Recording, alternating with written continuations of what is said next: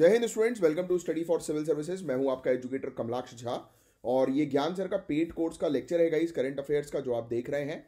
और जिन भी स्टूडेंट्स को ज्ञान सर के पेड कोर्स को ज्वाइन करना है, ये दिए गए नंबर पर आप कांटेक्ट करके ज्वाइन कर सकते हैं। यहाँ पर 0 से लेकर सिलेक्शन तक की प्रॉपर सिविल सर्विसेज की तैयारी करवाई जाती है।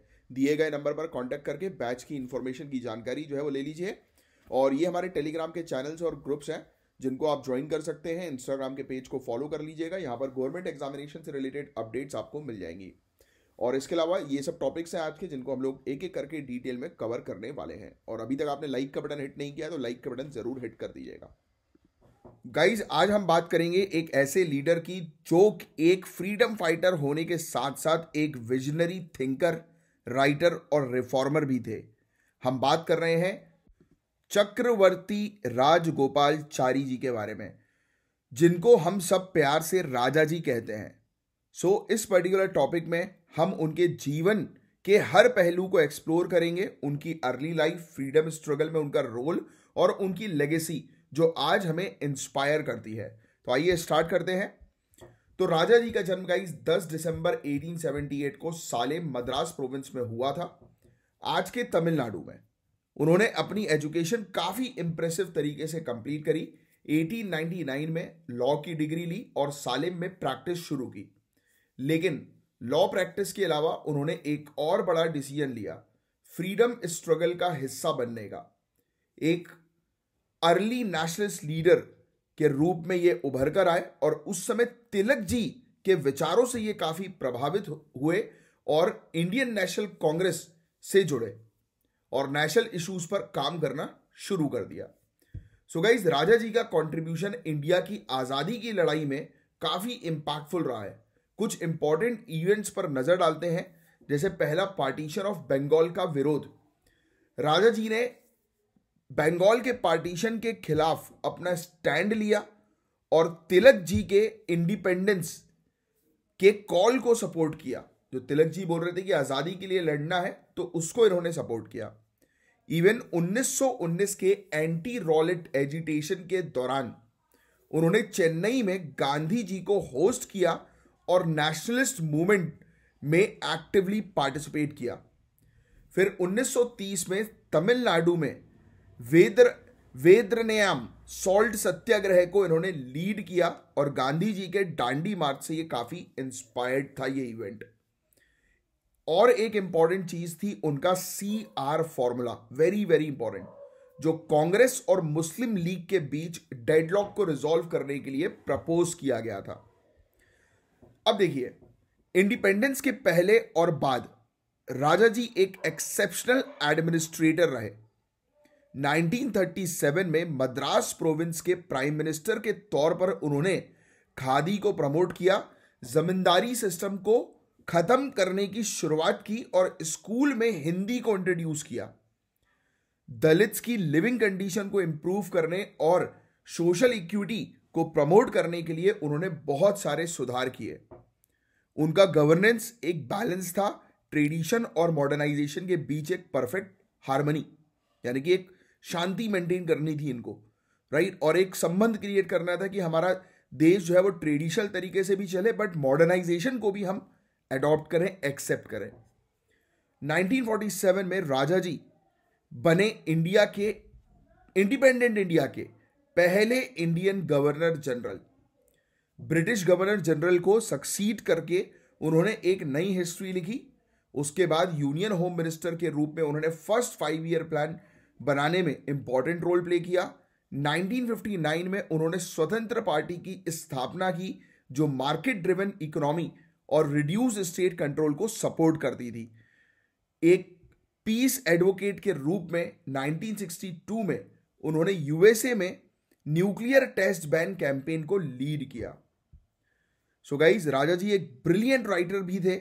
उन्होंने तमिल में रामायण का ट्रांसलेशन लिखा है, जिसको बोलते हैं चक्रवर्ती थिरुमगन, जिसने 1958 में साहित्य अकादमी अवार्ड भी जीता। और लिटरेचर के थ्रू उन्होंने मासेस को एजुकेट करना अपना मिशन बनाया। 1954 में राजा जी को भारत रत्न से सम्मानित किया, जो आप जानते ही हैं कि इंडिया का हाईएस्ट सिविलियन अवार्ड है। उनका कंट्रीब्यूशन सेक्युलरिज्म, सोशल अपलिफ्टमेंट और प्रैग्मेटिक गवर्नेंस के लिए हमेशा याद रखा जाएगा। उनका विजन हमें यह सिखाता है कि ट्रेडिशन और मॉडर्निटी को बैलेंस करना कितना जरूरी है। इंक्लूसिविटी और इक्विटी जैसे प्रिंसिपल्स को फॉलो करना हमेशा रेलिवेंट रहेगा। इकोनॉमिक रिफॉर्म्स और सोशल जस्टिस एक साथ लेके चलना कैसे एक नेशन को आगे बढ़ाता है, ये उन्होंने हमें सिखाया। सो गाइज, ये थी राजा जी की कहानी, एक विजनरी लीडर जो हमेशा हमें इंस्पायर करते रहेंगे। और ये टॉपिक का यूज आप जो है वो प्रीलिम्स के पर्सपेक्टिव से ज्यादा कीजिएगा। इसमें जितने भी टोटल फैक्ट्स हैं वो अपने पास जो है वो एक जगह पर रिकॉर्ड करके लिख लीजिएगा। तो ये था गाइज ओवरऑल टॉपिक। होपफुली आपको पूरी चीज अच्छे से समझ में आई होगी। मैं आपको बताना चाहूंगा गाइज कि हमारे काफी सारे कोर्सेज अवेलेबल हैं स्टेट पीएससी के लिए। तो आप दिए गए नंबर पर कांटेक्ट करके कोर्सेज को ज्वाइन कर सकते हैं। कंप्लीट कोर्स आपको जो है वो मिलेगा। Prelims, mains, optional, answer writing, evaluation, test series, सब कुछ गाइज आपके लिए अवेलेबल है। तो आप दिए गए नंबर पर कांटेक्ट करके कोर्सेज को ज्वाइन कर लीजिए। और अभी तक आपने हमारे फ्री टेलीग्राम ग्रुप को ज्वाइन नहीं किया है तो आप ज्वाइन कर लीजिए। गाइस, पिछले कुछ दिनों में जुडिशियल अकाउंटेबिलिटी के काफी टॉपिक्स आए हैं। तो अगर आप रेगुलरली फॉलो कर रहे हैं तो आपको इस टॉपिक का एक आइडिया होगा ही। आपको याद होगा कि अभी रिसेंटली एक कंट्रोवर्सी हुई थी। इलाहाबाद हाई कोर्ट के जज के खिलाफ अब उस कंट्रोवर्सी से रिलेटेड जो है वो इम्पीचमेंट मोशन जो है वो चल रहा है। क्या कंट्रोवर्सी थी, कोई बताएगा मुझे? मैं आपको इस टॉपिक को ऑलरेडी पहले पढ़ा चुका हूं, जिस पर याद करो कि ऑनरेबल सुप्रीम कोर्ट ने जो है वो कहा था कि यार मतलब ये इलाहाबाद हाई कोर्ट जो है उसको इस तरीके के स्टेटमेंट जो है वो नहीं देने चाहिए, राइट, जिससे कि कंट्री के अंदर जो है वो शांति भंग हो। क्या था वो, कौन सी कंट्रोवर्सी थी, मतलब किस कानून से रिलेटेड वो कंट्रोवर्सी थी? कोई कमेंट बॉक्स पे लिखकर बताएगा जिसको आइडिया हो तो। चलिए आप बताइएगा, बाकी मैं आगे बढ़ता हूं। तो ये जो टॉपिक जिसके बारे में हम बात करेंगे ये है इम्पीचमेंट मोशन की, मतलब जजेस को नौकरी से निकालने का मोशन। तो इस केस में जुडिशियल सिस्टम के अंदर अकाउंटेबिलिटी और इंडिपेंडेंस के बीच का बैलेंस समझने की जरूरत को दिखाया है। तो आइए स्टार्ट करते हैं। बहुत सिंपल तरीके से इस टॉपिक को समझेंगे, ध्यान से सुनिएगा। तो एक सिटिंग जज ने जानबूझकर कुछ ऐसे कंट्रोवर्शियल और कम्युनल रिमार्क दिए, मतलब ऐसे स्टेटमेंट जो है वो दिए जिसके कारण दंगे होने की संभावना बन सकती है। और इस वजह से अपोजिशन एमपीज ने इंपीचमेंट प्रोसेस इनिशिएट किया। ये इंसिडेंट सिर्फ एक कंट्रोवर्सी नहीं बल्कि जुडिशियल अकाउंटेबिलिटी और इम्पार्शियलिटी पर बड़ा सवाल उठाती है। अब क्वेश्चन है, क्या हमारा सिस्टम इस अकाउंटेबिलिटी, जवाबदेही को मेंटेन करने के लिए इक्विप्ड है? तो आइए स्टेप बाय स्टेप इस चीज को समझते हैं कि हमारे सिस्टम के अंदर या अकाउंटेबिलिटी बरकरार रखने के लिए क्या है। तो देखो यार, जजेस को इम्पीच करने का प्रोसेस बहुत डिटेल्ड और स्ट्रिक्ट है। कॉन्स्टिट्यूशन के आर्टिकल 124 क्लॉज 4 और आर्टिकल 218 के तहत ये इम्पीचमेंट की प्रोसेस आती है। अब सिर्फ दो ही ग्राउंड्स होते हैं, दो ही आधार होते हैं जिसके तहत किसी जज को निकाला जा सकता है। पहला है प्रूव्ड मिसबिहेवियर और दूसरा है इनकैपेसिटी। अब स्टेप्स क्या होते हैं इम्पीचमेंट के, समझ में तो आ रहा है? प्रूव्ड मिसबिहेवियर क्या है कि भाई वो उनका व्यवहार जो है वो ठीक नहीं है, उचित व्यवहार नहीं है। और इनकैपेसिटी का मतलब क्या होता है? इनकैपेसिटी का मतलब कि वो सक्षम नहीं है काम करने के लिए अब, राइट। अब सुनो, इम्पीचमेंट की स्टेप्स। लोकसभा में 100 एमपीज या राज्यसभा में 50 एमपीज का सपोर्ट चाहिए होता है प्रोसेस शुरू करने के लिए। यानी कि लोकसभा की तरफ से 100 एमपी अगर रेडी हैं या राज्यसभा की तरफ से 50 एमपी रेडी है तो प्रोसेस शुरू होगी। मोशन एक्सेप्ट करना स्पीकर या चेयरमैन का काम होता है, क्लियर। इसके अलावा एक फिर कमेटी बैठती है, जैसी यानी कि मोशन आ गया अब तो इंक्वायरी होगी, तो एक 3 मेंबर की कमेटी बनती है जिसको इंक्वायरी कमेटी बोलते हैं, जो पूरी मामले को, मुद्दे को जो है वो देखती है, समझती है, इंक्वायरी करती है। उस कमेटी के अंदर honourable chief justice of India या फिर सुप्रीम कोर्ट के कोई एक जज होंगे, एक हाई कोर्ट होंगे चीफ जस्टिस के, मतलब यानी कि चीफ जस्टिस हाई कोर्ट, और एक डिस्टिंग्विश्ड ज्यूरिस्ट जो है वो होते हैं, राइट। जो जनरली हम लोग को देखने को मिलता है कि प्रेसिडेंट की नज़र में जो है वो जो सही रहते हैं, जिनको एक अच्छा कानूनी बैकग्राउंड जिनको पता है, तो उनको यहाँ पर अपॉइंट कर दिया जाता है। ये कमेटी जितने भी आरोप हैं उसको इन्वेस्टिगेट करती है। फिर कमेटी की रिपोर्ट अगर गिल्ट प्रूव हो जाती है तो मोशन दोनों हाउस में स्पेशल मेजोरिटी से पास होना चाहिए। यानी कि कमेटी ने बोला कि हाँ यार गड़बड़ है, तो दोनों हाउसेस के अंदर जो है ये मोशन जो है वो स्पेशल मेजोरिटी से पास होगा। स्पेशल मेजोरिटी यानी कि मेजोरिटी टोटल मेंबरशिप की प्लस जो 2/3 मेंबर्स प्रेजेंट एंड वोटिंग, ये दो चीजें स्पेशल मेजोरिटी में देखी जाती है। और फाइनल रिमूवल दोनों हाउसेस ने जैसे ही अप्रूव कर दिया स्पेशल मेजोरिटी से, फिर मोशन ऑनरेबल प्रेसिडेंट के पास जाता है फाइनल अप्रूवल के लिए, और ऑनरेबल प्रेसिडेंट के अप्रूवल से जजेस को हटा दिया जाता है। अब तक ऐसे 6 अटेम्प्ट्स हो चुके हैं गाइस, पर कोई भी जज रिमूव नहीं हुआ है, याद रखिएगा। जैसे जस्टिस वी रामस्वामी का केस 1993 का, जस्टिस सौमित्र सेन का केस 2011 का, हर केस एक अलग कहानी जो है वो बताता है अबाउट हाउ रिग्रेस ये प्रोसेस है, यानी कितनी कठिन ये प्रोसेस है। तो आपको उसको डिटेल में जाने की आवश्यकता नहीं है, हर एक केस के बारे में जो है पढ़ने की एक जनरल आइडिया होना चाहिए कि अभी तक 6 ऐसे मोशंस जो है वो आ चुके हैं हाउस मतलब ये पार्लियामेंट के अंदर हाउसेज में, और इन मोशंस में कोई किसी भी जजेस को अभी तक निकाला नहीं गया, यानी कि पास नहीं हो पाए। अब सुनिए एक और चीज ध्यान से, जजेस के लिए आर्टिकल 19 क्लॉज 1 के अंडर फ्रीडम ऑफ एक्सप्रेशन तो है, यानी कि जजेस के पास अपना फंडामेंटल राइट तो है, लेकिन कुछ रिस्ट्रिक्शंस भी हैं ताकि पब्लिक ट्रस्ट बना रहे। अब जुडिशियल कंडक्ट के कुछ रूल्स होते हैं, जैसे कि पॉलिटिकल कमेंट्री अवॉइड करना, कि भाई आप किसी भी पॉलिटिशियन के बारे में या किसी पार्टी के बारे में कमेंट मत दो। किसी केस को प्री जज ना करना, यानी कि कोई केस आया तो अपना ओपिनियन नहीं बताना है, अपना ओपिनियन बताओ आप फैक्ट्स के आधार पर, एविडेंस के आधार पर। फिर पब्लिक इवेंट्स पर कंट्रोवर्शियल स्टेटमेंट से बचना, कोई पब्लिक इवेंट हो रहा है तो ऐसा कोई स्टेटमेंट नहीं देना जिससे कंट्रोवर्सी क्रिएट हो जाए, है ना। अब इससे रिलेटेड कुछ एथिकल गाइडलाइंस भी है जो हमने पिछले कुछ हफ्तों में डिस्कस भी करी, जैसे Bangalore principles of judicial conduct, याद आ रहा है। फिर restatement of values of judicial life. तो ये सब एथिकल गाइडलाइंस हैं जिसमें मेंशन है कि जजेस को क्या करना है क्या नहीं करना है, डूज एंड डोंट्स। अब चैलेंजेस भी है गाइस, जजेस के लिए क्लियर कोडिफाइड रूल्स नहीं है, इस वजह से ये गड़बड़ी जो है वो हो जाती है। अब सवाल उठता है जुडिशियल इम्पार्शियलिटी को कैसे बरकरार रखें। देखो इसमें 3 इंपॉर्टेंट सोल्यूशन है।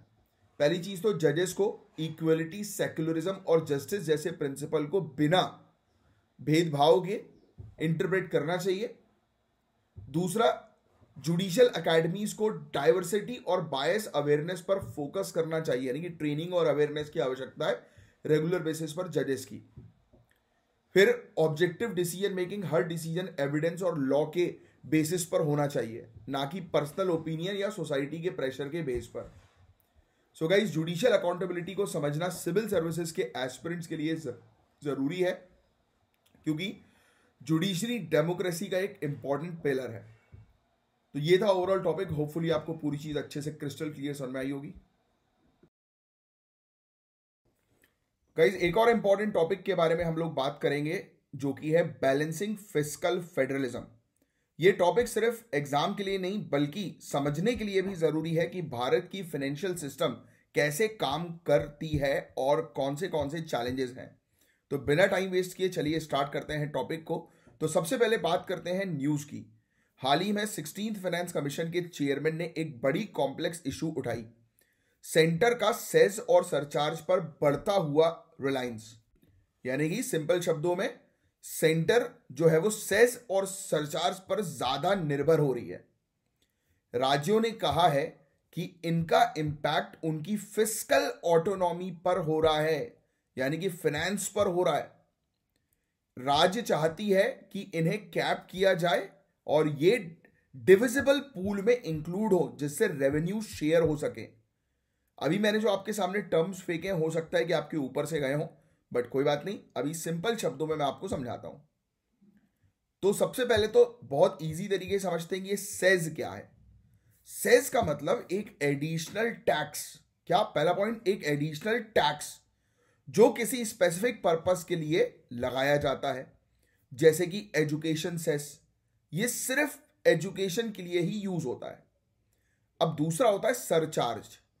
ये एक एक्स्ट्रा लेवी है जो हाई इनकम यानी कि एक एक्स्ट्रा टैक्स जो हाई इनकम अर्नर्स या स्पेसिफिक सेक्टर पर लगाई जाती है, और इसका मेन गोल होता है इक्विटी को प्रमोट करना, बस।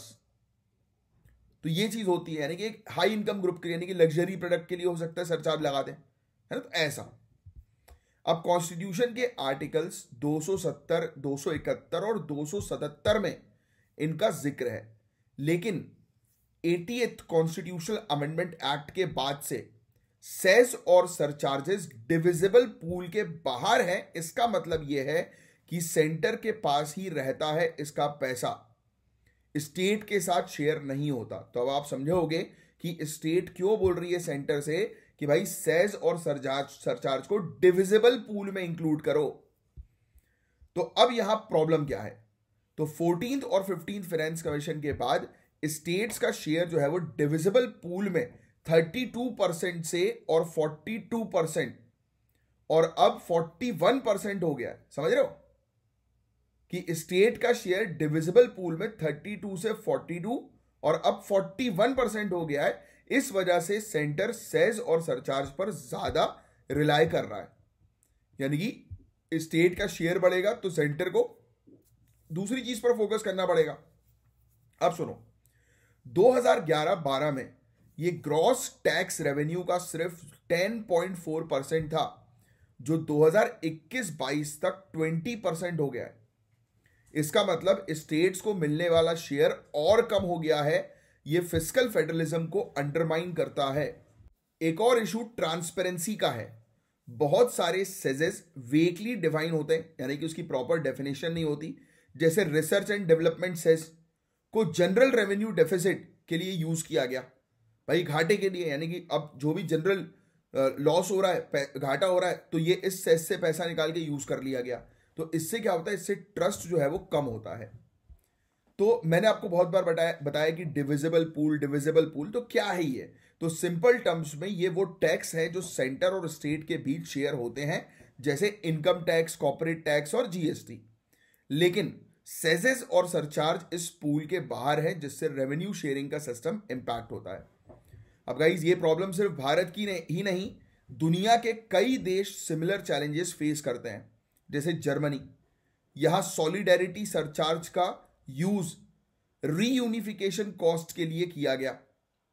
फ्रांस के बारे में बात करें तो टेम्पररी सरचार्ज फिस्कल चैलेंजेस के टाइम लगते हैं, यानी कि जब भी सरकार को रेवेन्यू का इशू आता है तो ये सरचार्ज लगा देती है। यूएस और ऑस्ट्रेलिया, इन देशों में सेजेस का यूज टारगेटेड पर्पस के लिए होता है, जैसे कि हेल्थ केयर। इस पर एक फिक्स टाइम फ्रेम होता है। अब सोल्यूशन की बात करें तो देखो, सेजेस के लिए सोल्यूशन यह है कि स्टेट लिस्ट के मैटर्स जैसे एजुकेशन और हेल्थ पर सेज अवॉइड करें। सेज कलेक्शन पर एक सीलिंग लगाई जाए और सनसेट क्लॉज इंक्लूड जो है वो करना चाहिए, जिससे कि स्टेट्स को नुकसान नहीं हो। ट्रांसपेरेंसी इंश्योर करने की आवश्यकता है, जिससे कि पैसा सिर्फ टारगेटेड पर्पस के लिए जो है वो यूज हो। और सरचार्ज के लिए सोल्यूशन यह है कि इनकम टैक्स स्ट्रक्चर को रैशनलाइज करना जरूरी है, जिससे कि सरचार्जेस की जरूरत कम हो, और सरचार्जेस को सिर्फ टेम्पररी मेजर के तौर पर रखना चाहिए। So guys, fiscal federalism Bharat के फेडरल स्ट्रक्चर की फाउंडेशन है। अगर इसमें इम्बैलेंस होता है तो ना सिर्फ स्टेट्स बल्कि पूरे देश का डेवलपमेंट इफेक्ट होगा, और इसीलिए ये टॉपिक एग्जाम के अलावा रियल लाइफ के लिए भी काफी ज्यादा इंपॉर्टेंट है। तो होपफुली ये टॉपिक आपको अच्छे से क्रिस्टल क्लियर जो है वो समझ में आया होगा। अब गाइज, हम डिस्कस करेंगे एक और इंपॉर्टेंट टॉपिक जो हमारी इकोनॉमी और गवर्नेंस के लिए काफी क्रिटिकल है, tensions between RBI and government. तो नाम से ही क्लैरिटी हो गई है कि कितना बड़ा मुद्दा है। तो आइए स्टार्ट करते हैं।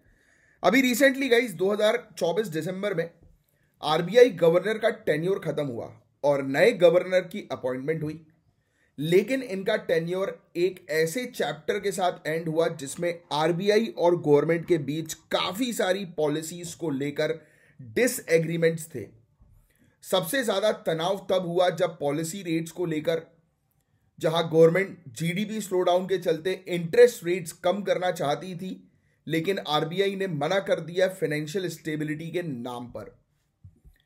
तो क्या क्या मुद्दा हम लोग को गवर्नमेंट और आरबीआई के बीच में देखने को मिला? तो सबसे पहली चीज तो प्रॉम्प्ट करेक्टिव एक्शन नॉर्म्स। तो सबसे पहला मुद्दा बनता है पीसीए नॉर्म्स को लेकर। गवर्नमेंट चाह रही थी कि आरबीआई पावर कंपनीज और एमएसएमई को रिलैक्स करे लैंडिंग नॉर्म्स में, यानी कि उनको एमएसएमई को जो है आप कह सकते हो कम रेट ऑफ इंटरेस्ट पे लोन्स ऑफर हो जाए। लेकिन आरबीआई का कहना था कि अगर ऐसा करेंगे तो नॉन परफॉर्मिंग एसेट्स का क्राइसिस और बढ़ जाएगा। क्या मुझे आप कमेंट बॉक्स पे लिखकर बता सकते हैं कि एनपीए क्या होता है, नॉन परफॉर्मिंग एसेट्स? ये एक टग ऑफ वॉर बन गया फाइनेंशियल स्टेबिलिटी और इकोनॉमिक ग्रोथ का। यानी कि सरकार कहीं ना कहीं इकोनॉमिक ग्रोथ के लिए जो है बोल रही है कि इंटरेस्ट रेट कम कर दो, बट फाइनेंशियल स्टेबिलिटी के लिए आरबीआई बोल रही है अगर ऐसा करेंगे तो लोग पैसा लेके दबा देंगे, फिर वापस चुकाएंगे नहीं, तो एनपीए की प्रॉब्लम बढ़ जाएगी, फाइनेंशियल स्टेबिलिटी बनी नहीं पाएगी। ये मुद्दा, पहला मुद्दा क्लियर समझ में आया। दूसरा, सेक्शन 7 आरबीआई एक्ट 1934 का। सेक्शन 7 का शायद आपने नाम कई बार सुना होगा, न्यूज में आता रहता है। इस सेक्शंस के थ्रू गवर्नमेंट आरबीआई को डायरेक्शन दे सकती है पब्लिक इंटरेस्ट के लिए, लेकिन जब भी ये इन्वोक होता है, लागू होता है, ऑटोनॉमी का डिबेट शुरू हो जाता है। अब गवर्नमेंट का फोकस जो है वो शॉर्ट टर्म ग्रोथ पर है, जैसे इंटरेस्ट रेट कम करना, बट आरबीआई का ध्यान जो है वो इन्फ्लेशन, मुद्राफीसदी, महंगाई कंट्रोल करना है, फाइनेंशियल स्टेबिलिटी है। राइट, बात समझ रहे हो? अब एक और चीज, सरप्लस ट्रांसफर। गवर्नमेंट अक्सर आरबीआई से ज्यादा सरप्लस डिविडेंड मांगती है, लेकिन आरबीआई का कहना यह है कि रिजर्व्स एसेंशियल हैं इन्फ्लेशन रिस्क और करेंसी फ्लक्चुएशन हैंडल करने के लिए। इसका भी काफी बड़ा कॉन्फ्लिक्ट रहा है सरप्लस ट्रांसफर को लेकर। फाइनेंशियल स्टेबिलिटी और डेवलपमेंट काउंसिल का इस्टेब्लिशमेंट हुआ फाइनेंस मिनिस्ट्री के अंडर। ये एक तरीके से आरबीआई की अथॉरिटी को डाइल्यूट करने जैसा है। इसके अलावा आरबीआई के इंपॉर्टेंट अपॉइंटमेंट्स में गवर्नमेंट हमेशा इंटरफियर करती है, वो भी एक बड़ा मुद्दा है। फॉरेन एक्सचेंज रिजर्व्स का उपयोग जो है वो फिस्कल डेफिसिट और लोन राइट ऑफ के लिए किया जा रहा है। राइट, और ये बार बार फोकस किया जा रहा है कि हम फॉरेन एक्सचेंज रिजर्व का उपयोग कर लेते हैं अपने लोन्स चुकाने के लिए। गवर्नमेंट ऐसा बोल रही है, बट आरबीआई ने मना कर दिया, क्योंकि ये तो सबसे बड़ा रिस्क जो है वो हो जाएगा, और रुपीस जो है वो उसकी वैल्यू जो है वो गिर जाएगी। बहुत बुरी स्थिति हो सकती है मार्केट में अगर हमने फॉरेन एक्सचेंज रिजर्व का उपयोग जो है वो कर लिया तो। राइट, तो ये चीज यहां पर इश्यूज, कॉन्फ्लिक्ट्स देखने को मिल रहे हैं आरबीआई और गवर्नमेंट के बीच में, जो आपको बहुत अच्छे से ध्यान में रखना है। अब यार ये कोई नई टेंशन नहीं है, हिस्ट्री में भी आरबीआई और गवर्नमेंट के बीच तनाव देखने को मिले हैं। 2003 से 2008 के पीरियड में फाइनेंशियल मार्केट डेवलपमेंट और फार्मर लोन राइट ऑफ को लेकर डिस्प्यूट था कि भाई उनका लोन जो है वो माफ कर दिया जाए। 2008 से 2013 के बीच में हम लोग को देखने को मिला कि एफएसडीसी को क्रिएट किया गया। एफएसडीसी क्या है, मैंने अभी आपको बताया, financial stability and development council. Yes, इसको लेकर जो है वो डिबेट जो है वो शुरू हो गया है ना। एंटी इन्फ्लेशन पॉलिसीज पर डिसएग्रीमेंट्स होना शुरू हो गया। फिर 2013 से 16 के बीच में डीमोनेटाइजेशन की इकोनॉमिक कॉस्ट पर बहस हो गई। फिर 2016 से 18 के बीच में सेक्शन 7 को लागू करना और सरप्लस ट्रांसफर पर काफी कंट्रोवर्सी हुई। अब इस गवर्नर का रेजिग्नेशन भी टेंशन के कारण हुआ था, जो अभी लेटेस्ट हम लोग को देखने को मिला मतलब उस समय। अब सुनिए, आगे कैसे सुधारें आरबीआई और गवर्नमेंट के बीच के रिलेशंस को, ये समझते हैं। पहली चीज तो यार, हमें आरबीआई गवर्नमेंट के डायनेमिक्स को मजबूत करना पड़ेगा। जो भी अपॉइंटमेंट्स होते हैं उसको ट्रांसपेरेंट करना पड़ेगा और मेरिट बेस्ड होनी चाहिए अपॉइंटमेंट, इसको इंश्योर करना पड़ेगा। गवर्नमेंट और आरबीआई के रोल्स को क्लियरली डिफाइन करना जरूरी है। फिर इसके अलावा ऑटोनॉमी रीइंफोर्स करना, आरबीआई की इंडिपेंडेंस को लीगल फ्रेमवर्क के थ्रू प्रोटेक्ट करना चाहिए। सहमति बिल्ड होना जरूरी है ताकि दोनों इंस्टीट्यूशन, गवर्नमेंट और आरबीआई मिलकर जो है वो ऑपरेट कर सकें। दोनों तरफ से ट्रांसपेरेंट डिसीजन मेकिंग जो होती है वो ट्रस्ट बिल्ड करेगा, ट्रांसपेरेंसी ट्रस्ट बिल्ड करेगी। फिस्कल और मॉनेटरी पॉलिसी जो है वो मैक्रो इकोनॉमिक चैलेंजेस को सॉल्व करने में मदद करे, इस तरीके की बनाई जाए दोनों के कंट्रीब्यूशन से। तो ये एक मुद्दा था गाइस, बहुत बड़ा मुद्दा आरबीआई वर्सेस गवर्नमेंट का। ये मेंस में भी आपसे पूछा जा सकता है, तो इससे रिलेटेड बहुत अच्छे नोट्स जो है वो मेंशन कर लेना। गाइस क्या आपको पता है कि एक मोती जो होती है, मोती, वो सिर्फ ज्वेलरी का हिस्सा ही नहीं बल्कि एक बड़े इकोनॉमिक रेवोल्यूशन का भी पार्ट बन सकती है। आज हम बात करेंगे नेचुरल पर्ल फार्मिंग के बारे में, जो भारत के किसानों और ट्राइबल्स के लिए नए रास्ते खोल रहा है। तो आइए स्टार्ट करते हैं इस इंटरेस्टिंग और इंफॉर्मेटिव टॉपिक को। तो सबसे पहले पर्ल फार्मिंग का मतलब समझते हैं। गाइज, ये एक ऐसी प्रोसेस है जिसमें फ्रेश वाटर या सॉल्ट वाटर मॉलस्क जैसे ऑयस्टर्स और मसल्स के अंडर कंट्रोल्ड कंडीशन में पर्ल बनाए जाते हैं। स्टेप बाय स्टेप आइए समझते हैं। तो एक न्यूक्लियस या छोटा सा बीड मॉलस्क के अंदर डाला जाता है। मॉलस्क इस बीड के इर्द गिर्द एक शाइनी लेयर बनाता है जिसे नेकर कहते हैं। 12 से 18 महीने बाद यह मोती रेडी हो जाता है। अब मिट्टी से सोना बनाना तो सुना ही होगा, पर यह पानी से मोती बनाना है। समझ रहे हो आप? अब भारत के अलग अलग राज्यों में पर्ल फार्मिंग हो रही है, जैसे गुजरात, महाराष्ट्र, बिहार और केरल में। लेकिन अभी भी चैलेंजेस हैं, जैसे limited fresh water pearl farmers के लिए, ऑर्गेनाइज सेक्टर का अभाव है, स्टैंडर्डाइज प्रोटोकॉल और रिसर्च सपोर्ट की कमी है। एक रिपोर्ट के हिसाब से भारत 2022 में 3.79 मिलियन यूएस डॉलर के पर्ल एक्सपोर्ट कर चुका है। सोचिएगा, अगर प्रॉपर सपोर्ट मिले तो हम इस इंडस्ट्री को कितना बूस्ट कर सकते हैं।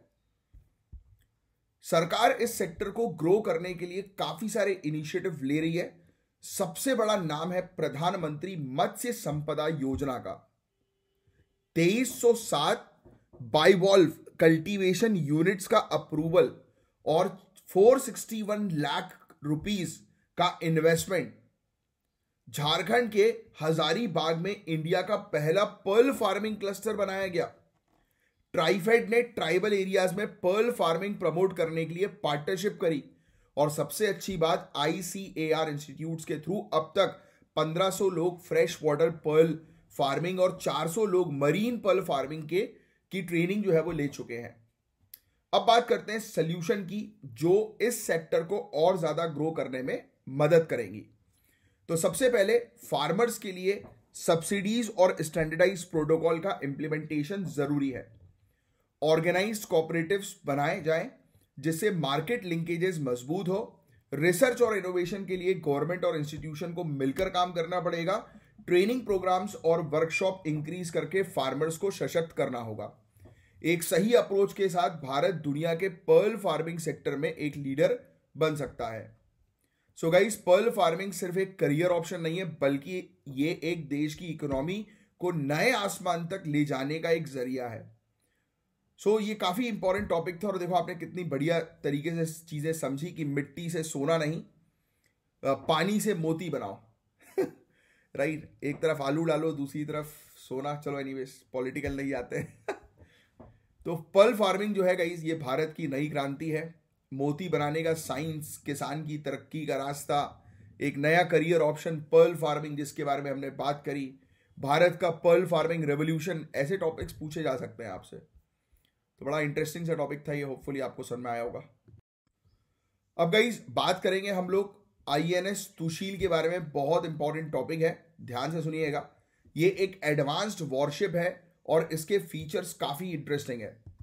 सबसे पहले INS तुशील की इंपॉर्टेंस को समझते हैं। INS तुशील इंडिया का पहला अपग्रेडेड क्रिवेक 3rd क्लास फ्रिगेट है, जो कि रशिया के साथ 2016 में एक कॉन्ट्रैक्ट के अंडर इंडिया ने बनवाया था। यह शिप एक तरह से हमारे इंडियन नेवी के लिए एक गेम चेंजर है, क्योंकि इसमें कई एडवांस्ड वेपन्स और टेक्नोलॉजीज फिट की गई हैं। तो ये क्रिवाक 3rd क्लास फ्रिगेट का मतलब क्या होता है? तो क्रिवाक क्लास शिप एक रशियन डिजाइन के हैं, लेकिन INS तुशील जो है वो एक अपग्रेडेड वर्जन है जिसमें कुछ नए और एडवांस सिस्टम लगाए गए हैं। अब बात करते हैं INS तुशील में किस टाइप के एडवांस्ड वेपन है। सबसे पहले इसमें है ब्रह्मोस सुपरसोनिक क्रूज मिसाइल्स। ये मिसाइल अपनी हाई स्पीड और सटीकता के लिए जानी जाती है, जो किसी भी टारगेट को बहुत दूर से एक्यूरेटली हिट कर सकती है। उसके बाद शिथिल सरफेस टू एयर मिसाइल, ये भी शिप में है। ये एक एंटी एयरक्राफ्ट मिसाइल सिस्टम है जो शिप को एयर थ्रेट से प्रोटेक्ट करता है। मतलब ये शिप एयर, सी और लैंड से आने वाले खतरों को हैंडल करने में सक्षम है। आप समझ सकते हैं कि ये कितनी पावरफुल वेपन सिस्टम है। और सबसे इंपॉर्टेंट चीज जो हमारे लिए समझना जरूरी है वो है इस शिप का रोल सागर इनिशिएटिव में। सागर का फुल फॉर्म है security and growth for all in the region. ये एक विजन है जो इंडिया ने इंडियन ओशियन रीजन में स्टेबिलिटी और सिक्योरिटी के लिए दिया है। आईएनएस तुशील का जो शामिल किया गया है आईएनएस तुशील को, इस इनिशिएटिव को सपोर्ट करता है। इसका मतलब यह है कि ये शिप हमारे रीजन में शांति और स्टेबिलिटी बनाए रखने में मदद करेगा और दूसरी कंट्रीज के साथ जो समुद्री जो कॉपरेशन है, मैरीटाइम जो कॉपरेशन है, सहयोग जो है, समुद्री सहयोग, उसको प्रमोट करेगा। तो कुछ इंपॉर्टेंट पॉइंट्स है ध्यान में रखने के लिए जो प्रीलिम्स में पूछे जा सकते हैं। तो जो क्रिवेट 3rd क्लास फ्रिगेट जो है, ये जो शिप था उसी का अपग्रेडेड वर्जन है आईएनएस तुशील। इस शिप में ब्रह्मोस और शिथिल जैसी मिसाइल जो है, एडवांस मिसाइल जो है वो शामिल है।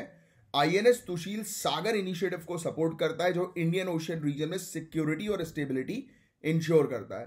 तो ये काफी ज्यादा इंपॉर्टेंट टॉपिक था गाइस डिफेंस के पर्सपेक्टिव से और प्रीलिम्स के पर्सपेक्टिव से। ट्राई करिए इस क्वेश्चन का आंसर देने की। गाइस आपको शायद याद आ रहा हो कुछ ही दिनों पहले हमने क्यूएस वर्ल्ड यूनिवर्सिटी रैंकिंग्स 2025 की बात की थी। तो ये टॉपिक उसी से रिलेटेड है, ध्यान से सुनना। तो सबसे पहले बात करते हैं क्यूएस वर्ल्ड यूनिवर्सिटी रैंकिंग के बारे में।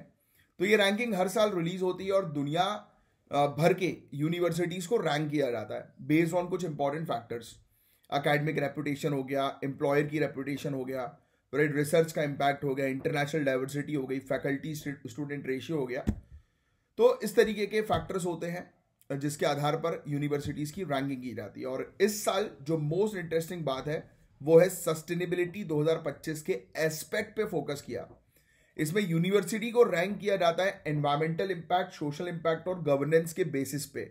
मतलब कैसे एक यूनिवर्सिटी अपनी कम्युनिटी को पॉजिटिवली इम्पैक्ट करती है और अपने एनवायरमेंट को प्रोटेक्ट करती है, ये सब भी देखा जाता है। अगर हम इंडियन यूनिवर्सिटी की बात करें तो हमें थोड़ा और इंप्रूवमेंट दिखाना होगा कुछ एरियाज में, जैसे हेल्थ एंड वेलबींग। अभी के लिए कोई भी इंडियन यूनिवर्सिटी टॉप 350 में नहीं है। ये एक वार्निंग सिग्नल है कि हमें अपनी यूनिवर्सिटी को हेल्थ रिलेटेड पॉलिसीज और स्टूडेंट वेलबींग पे फोकस करना पड़ेगा। यहां भी कोई इंडियन इंस्टीट्यूशन ग्लोबल टॉप 30 में नहीं है। एजुकेशन में हमारा एजुकेशन सिस्टम को और ज्यादा रेलिवेंट और इंपैक्टफुल बनाना पड़ेगा जिससे हमारी यूनिवर्सिटी का इंपैक्ट ग्लोबल लेवल पर दिखे। लेकिन एक शाइनी एग्जांपल है Manipal academy of higher education का। माही को इक्वलिटी के लिए हाईएस्ट रैंक मिला है अमंग इंडियन इंस्टीट्यूशंस। ये यूनिवर्सिटी अपनी इंक्लूसिविटी और डाइवर्सिटी के लिए जानी जाती है। ये बात हमें इंस्पायर करती है कि अगर हमारी यूनिवर्सिटी अपने गवर्नेंस और सोशल रिस्पॉन्सिबिलिटी को अच्छे से हैंडल करे तो हम ग्लोबल रैंकिंग में अपना नाम बना सकते हैं। सो गाइज, ये जो रैंकिंग्स हैं वो सिर्फ एक नंबर नहीं बल्कि हमारे एजुकेशन सिस्टम की स्ट्रेंथ, पावर और वीकनेस को समझाने का एक तरीका है। अगर हमें ग्लोबल लेवल पर अपनी यूनिवर्सिटी को टॉप रैंकिंग में देखना है तो कुछ इंपॉर्टेंट चीजों पर काम करना पड़ेगा। जैसे यूनिवर्सिटीज को अपने कैंपस में ग्रीन इनिशिएटिव्स को बढ़ाना पड़ेगा, पेड़ वगैरह लगाने पड़ेंगे। स्टूडेंट्स की मेंटल हेल्थ और उनकी सेहत के लिए भी प्रॉपर फैसिलिटीज और सपोर्ट होना चाहिए। इसके अलावा हमारे एजुकेशन सिस्टम को और प्रैक्टिकल और ग्लोबली रेलिवेंट बनाने की जरूरत है। तो ये था गाइस पूरा ओवरऑल टॉपिक। अब ट्राई करो इस क्वेश्चन का जो है वो आंसर देने की। तो अब बात करते हैं गाइस धारिणी के बारे में। तो धारिणी का नाम सुना है आपने? नहीं, चलो कोई बात नहीं। इस पर्टिकुलर टॉपिक में हम जानेंगे कि धारिणी क्या है और किस तरह ये टेक्नोलॉजी काम करती है और किस तरह ये हमारे लिए एक गेम चेंजर हो सकती है। तो व्हाट इज धारिणी? तो धारिणी गाइस एक बहुत ही एडवांस्ड और इनोवेटिव रिसर्च टूल है जो स्पेशली फॉइटल ब्रेन के डेवलपमेंट को स्टडी करता है। ये टूल प्रेगनेंसी के 2nd ट्राइमेस्टर में फॉइटल ब्रेन के क्रिटिकल स्टेज को ऑब्जर्व करने के लिए डिजाइन किया गया है। अब ये 2nd ट्राइमेस्टर ही क्यों? तो अब आपको ये समझना होगा कि सेकेंड ट्राइमेस्टर क्यों इंपॉर्टेंट है। ये वो वक्त होता है जब फोइटल ब्रेन रैपिडली डेवलप करता है। अगर हम इस स्टेज पर दिमाग के डेवलपमेंट को समझ पाएंगे तो फ्यूचर में किसी भी न्यूरोलॉजिकल डिसऑर्डर को समझना और उसे ट्रीट करना आसान हो सकता है। तो धारिणी का रिसर्च मेथड भी काफी यूनिक है। इसमें साइंटिस्ट ने स्टिल बॉर्न यानी कि अभी तुरंत जो है वो जन्म लिया फीटल ब्रेन की बहुत थिन स्लाइसेस का उपयोग किया। आपने बिल्कुल सही सुना, ये स्लाइसेस फीटल ब्रेन के माइक्रोस्कोपिक डिटेल को समझने के लिए काफी हेल्पफुल होती हैं। इसका एनालिसिस करके रिसर्चर्स ब्रेन के अलग अलग डेवलपमेंटल स्टेज को एक्यूरेटली ऑब्जर्व करते हैं। ये रिसर्च टूल इतना जरूरी क्यों है? क्योंकि ये हमें हेल्प करेगा कि दिमाग की फॉर्मेशन और डेवलपमेंट को समझने में, और हम इस स्टेज पे कोई डिफेक्ट या इशू आइडेंटिफाई कर लेते हैं तो उसे प्रॉपर ट्रीट या इंटरवेंशन उसका हो सकता है, यानी कि सही हो सकती है कोई भी बीमारी फ्यूचर की। तो फ्यूचर में जो न्यूरोलॉजिकल डिसऑर्डर्स जो है उसको प्रिवेंट करने में ये स्टडी मदद कर रही है। तो धारिणी एक पावरफुल टूल है जो ब्रेन के डेवलपमेंट को स्टडी करने में मदद करता है। इसका यूज हमें फ्यूचर में बहुत बड़ी मेडिकल एडवांसमेंट की तरफ ले जा सकता है। सो होपफुली ये टॉपिक आपको सही तरीके से समझ में आया होगा। तो ट्राई करो इस टॉपिक का आंसर कमेंट बॉक्स पे देने की, क्योंकि कल मैंने इसको एक्सप्लेन नहीं किया था इस टॉपिक को, और एक और जो टॉपिक है उसको तो मैंने आज जो है वो रखा है आप लोगों के लिए।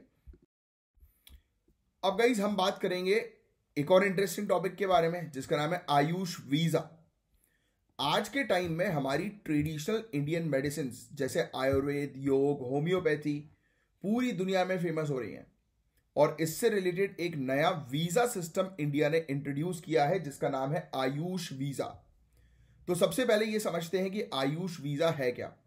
तो ये एक स्पेशल वीजा है जो उन फॉरेनर्स के लिए है जो इंडिया आके अपनी हेल्थ ट्रीटमेंट करवाना चाहते हैं, लेकिन ट्रेडिशनल इंडियन मेडिसिन का इस्तेमाल करके, जैसे कि आयुर्वेद, योग और होम्योपैथी।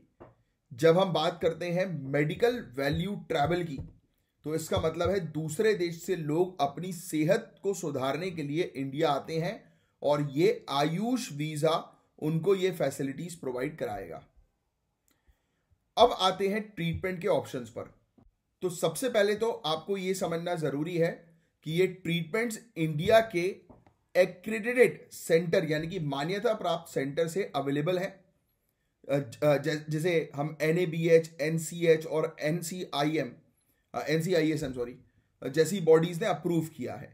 ये ट्रीटमेंट्स आपको पूरे इंडिया में टॉप नॉच सेंटर से मिलेगी, जहां पर आपको बेस्ट क्वालिटी केयर जो है वो मिलेगी, और वो भी अपनी ट्रेडिशनल मेडिकल सिस्टम के थ्रू। आयुष वीजा के अंदर 4 सब कैटेगरीज भी हैं गाइस। ये वीजा पेशेंट्स के लिए भी है और उनके अटेंडेंट्स के लिए भी है जो उनके साथ आएंगे। तो सब कैटेगरी में इलेक्ट्रॉनिक वीजास भी शामिल है जो प्रोसेस को और आसान बना देता है। तो होपफुली ये टॉपिक जो है वो आपको अच्छे से समझ में आया होगा, राइट। अब ट्राई करो इस क्वेश्चन का जो है वो आंसर देने की कमेंट बॉक्स पे। मैं आपको बताना चाहूंगा गाइस कि हमारे काफी सारे कोर्सेज अवेलेबल हैं स्टेट PSC के लिए, तो आप दिए गए नंबर पर कांटेक्ट करके कोर्सेज को ज्वाइन कर सकते हैं। कंप्लीट कोर्स आपको जो है वो मिलेगा, prelims, mains, optional, answer writing, evaluation, test series, सब कुछ गाइज आपके लिए अवेलेबल है। तो आप दिए गए नंबर पर कांटेक्ट करके कोर्सेज को ज्वाइन कर लीजिए, और अभी तक आपने हमारे फ्री टेलीग्राम ग्रुप को ज्वाइन नहीं किया है तो आप ज्वाइन कर लीजिए। अब गाइज आगे बढ़ने से पहले मैं बताना चाहूंगा जो 13 दिसंबर वाला जो हमारा लेक्चर था उसमें आयुषी सिंह ने बहुत बढ़िया आंसर ऑपरेशन दोस्त को बहुत अच्छी तरीके से एक्सप्लेन किया है और पूरे आंसर्स लिखे हैं। प्रीति मिश्रानी जी ने भी बहुत बढ़िया सभी क्वेश्चंस के जो है वो आंसर्स जो है वो दिए हैं। अंकित मान ने भी जो है वो सभी क्वेश्चंस के जो है वो आंसर दिए हैं, वेरी गुड। और अंकित मान ने भी ऑपरेशन दोस्त को बहुत बढ़िया तरीके से एक्सप्लेन जो है वो किया है, वेरी गुड गाइज। इसी तरीके से आंसर्स जो है वो देते जाइए। और फिर इसके अलावा 14 दिसंबर की अगर हम बात करें तो 14 दिसंबर में देख लेते हैं। अच्छा, प्रीति जी ने लिखा हुआ है कि क्वेश्चन 1 और 2 को एक्सप्लेन करके बताइएगा।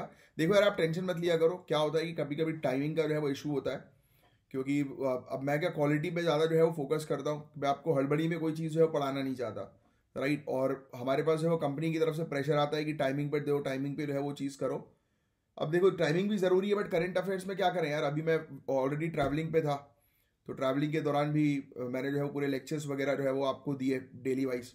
बट फिर भी यार वो फालतू का जो है प्रेशर समझ में आता नहीं है, क्या करें। बट फिर भी कंपनी है, अब कंपनी ऐसा बोली उसके अकॉर्डिंग जो है थोड़ा सा चलना तो पड़ेगा ही। तो बट कभी भी ऐसा कुछ हो कि कोई टॉपिक अगर मैंने स्किप किया, स्किप इन द सेंस मतलब अगर मैं उसको सिर्फ ये बता रहा हूँ आपको कि आप ये पढ़ के आओ, तो दैट मीन्स कि मैं कल वल आपको जो है उस टॉपिक को एक्सप्लेन करूंगा, अगर वो टॉपिक हमारे मेन टॉपिक्स में यहाँ पर है। तो आप उसकी बिल्कुल चिंता मत करना, आपको पढ़ाना मेरी रिस्पॉन्सिबिलिटी, और वो भी अगर मैं जो पढ़ाऊंगा वो क्वालिटी ही चीज़ आपको जो है मिलेगी, राइट। अब वो ठीक है, वो कई बार टाइमिंग वगैरह के इशू के चलते अपन वो आगे पीछे जो है वो कर सकते हैं, वो अब मेरी और आप लोगों की अंडरस्टैंडिंग है। बाकी कंपनी को जो है वो चीज़ें टाइम पर चाहिए रहती हैं, और बुरा भी नहीं है भाई, क्योंकि कंपनी को ग्रो करना है और एल्गोरिदम बहुत इंपॉर्टेंट होता है यूट्यूब का। तो कंपनी अपनी जगह जो है वो ठीक है एनीवेज।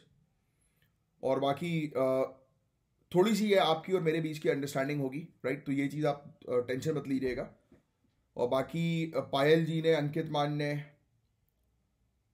और ईशा जी ने इसमें आंसर्स जो है वो दिए हैं 14 दिसंबर के लेक्चर में। वेरी गुड, इसी तरीके से आंसर्स जो है वो देते चलिए, आगे बढ़ते चलिए, सिलेक्शन आपका होगा। और देखो आपके सामने एक सागर इनिशिएटिव का टॉपिक है, तो सागर इनिशिएटिव को डिटेल में आपको पहले पढ़ना है आज, ये आपका टास्क है। और पढ़ने के बाद फिर 120 वर्ड में इसका आंसर लिखना है कि किस तरीके से सागर इनिशिएटिव जो है वो हेल्प कर रहा है हमारे समुद्री क्षेत्र में, राइट। समुद्री सिक्योरिटी को बढ़ाने में, रीजनल स्टेबिलिटी के लिए, ग्लोबल डिफेंस कॉपरेशन के लिए। तो ये थोड़ा सा जो है वो आपको आंसर मेंशन करना है। तो चलिए गाइस, अब मैं मिलूंगा आपसे नेक्स्ट लेक्चर में, तब तक के लिए bye bye, take care, have a great day ahead guys, जय हिंद।